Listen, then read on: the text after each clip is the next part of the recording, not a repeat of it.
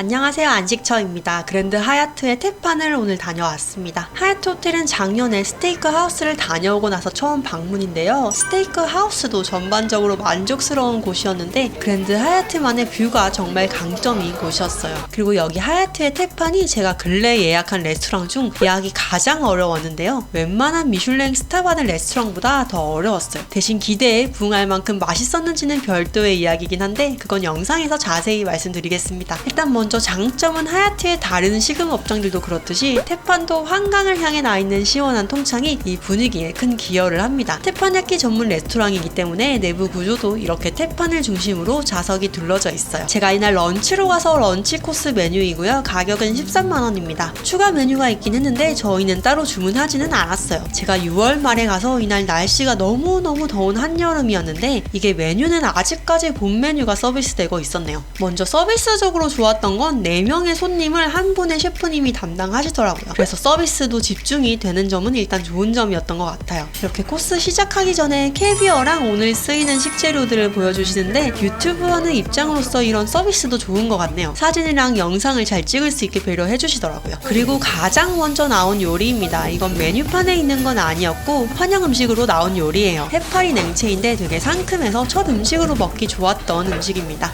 환영 음식이 2가지나 나오더라고요. 이번엔 조개인데 빨간 소스는 초고추장으로 만든 소스여서 말 그대로 조개에 초고추장을 찍어 먹는 맛이에요. 신선하고 바다 맛이 잘 나서 좋았습니다. 가끔 이런 레스토랑에서 딱 이 전형적인 한국적인 해산물 맛이 나는 요리를 만날 때가 있는데 재미있는 요소인 것 같아요. 그리고 여기 태판의 장점이 이렇게 좀 요리하는 거 구경하다 보면 음식 기다리는 시간이 심심하지 않아요. 스시 오마카세랑은 또 요리하는 느낌이 다르니까 재밌게 봤습니다. 이제 첫 번째 요리인 아귀가 거의 장식도 끝나고 나올 준비를 하고 있는 모습이에요. 뭔가 다 완성됐나 싶은데 계속 셰프님이 이거저거 풀이랑 장식품들을 올리시더라고요. 여기 음식이 철판 요리집 치고는 그래서 디스플레이가 굉장히 섬세하고 예쁘더라고요. 이게 완성된 디쉬인데 위에 올려진 알은 칼로가 캐비어입니다. 캐비어가 뭔가 감칠맛을 더해주는 요소인 것 같긴 한데 저는 캐비어를 잘 먹지 않아서 딱히 뭐가 맛있는지는 잘 모르겠지만 왠지 그냥 올라가 있으면 뭔가 좋아 보이는 효과는 있는 것 같아요.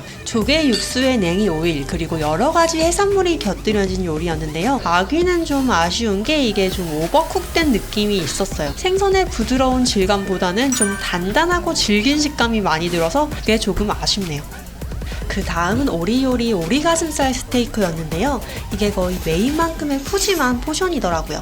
근데 이게 솔직히 말씀드리기가 조심스럽기도 하지만 오리 냄새가 유독 심하게 느껴졌어요. 제가 사실 다른 곳에서도 항상 오리 스테이크를 맛있게 먹은 적이 잘 없어서 이게 제 취향인 것인지 제가 오리 냄새를 유독 심하게 느끼는 사람일 수도 있긴 한데 이날은 오리 냄새가 유독 역하게 나서 솔직히 먹기가 좀 힘들었습니다. 근데 이게 저만 느끼는 게 아닌 것 같기도 한 게 다른 테이블의 손님분이 오리를 전혀 손대지 않으시더라고요. 같이 곁들여진 소스는 달콤 새콤한 맛이 나는 한라봉 소스였는데 뭐 이런 게 사실 다 나쁘진 않았는데 오리 자체의 향이 너무 강하게 나다 보니까 좀 전반적으로 아쉬웠어요. 그 다음은 메인입니다. 메인은 한우 스테이크와 생선 요리인 도다리 중 선택을 할 수 있는데요. 저는 이날 일행과 함께 2명이서 가서 메인을 각각 선택해서 나눠 먹었습니다. 먼저 한우 스테이크. 한우는 무난하게 맛있었어요. 고기도 맛있고 소스는 갈비 소스라서 살짝 달콤한 맛이 나는 소스였고 사실 소스보다 인상 깊었던 건 가니쉬로 나온 냉이 튀김입니다. 향긋한 냉이에 바삭한 식감이 더해지니까 색다르게 맛있더라고요. 한우 자체는 사실 뭐 워낙 여기가 맛이 없는 건 아니었지만 더 괜찮은 다이닝들이 많아서 인상 깊진 않았는데 이 냉이 가니쉬가 포인트로 좋았어요. 그리고 이 도다리는 파피요트로 요리해서 나오는데 이건 솔직히 좀 아쉽더라고요. 왜냐면 이게 간이 전혀 되어 있지 않아서 음식의 감칠맛이나 풍미가 제대로 느껴지지 않더라고요. 간이 그냥 약하면 그냥 여기 스타일이구나 싶겠는데 간이 정말 하나도 안 되어 있어서 이 부분은 좀 많이 아쉬웠습니다. 저 아래 깔린 게 쑥으로 만든 소스였던 것 같은데 이게 맛이 정말 약간 기억이 안 날 정도로 맛이 약해서 오늘 먹은 요리 중 아까 나온 오리만큼이나 아쉬웠네요. 메인을 먹고 나서 또 마지막 볶음밥이 나오기 때문에 이렇게 메인 후에 클런처가 나오고요. 새콤 달콤한 맛의 콤부차였어요. 그리고 볶음밥이 마지막으로 나오는데 이번엔 좀 이게 저희 기대와 여기 음식의 간극이 있었던 것 같아요. 사실 제가 테판야끼 하면 좀 기대한 후식은 철판에 잘 볶여있는 고소한 풍미의 볶음밥이었는데요. 이날은 이게 봄 테마에 맞춰서 약간 나물 비빔밥 같은 볶음밥이 나왔어요. 이게 뭐 봄나물이 들어간 것까진 좋은데 이게 볶음밥이라기보다는 밥이 거의 비빔밥 같은 질감으로 나와서 이거는 좀 개인적으로는 아쉬웠어요. 불맛이 가득하면서 고소한 풍미의 볶음밥을 기대했는데 사실 이 비빔밥은 굳이 철판 요리집이 아니라도 먹을 수 있는 음식이라 이런 부분이 좀 아쉽더라고요. 물론 태판을 아주 자주 간다거나 단골 손님 분들은 뭔가 또 색다를 수 있을 것 같긴 하지만 하얏트의 태판을 처음 방문하는 저에게는 좀 메뉴 구성이 아쉬웠습니다. 마지막으로 디저트인데요. 이제 여기서 불쇼를 해주시더라고요.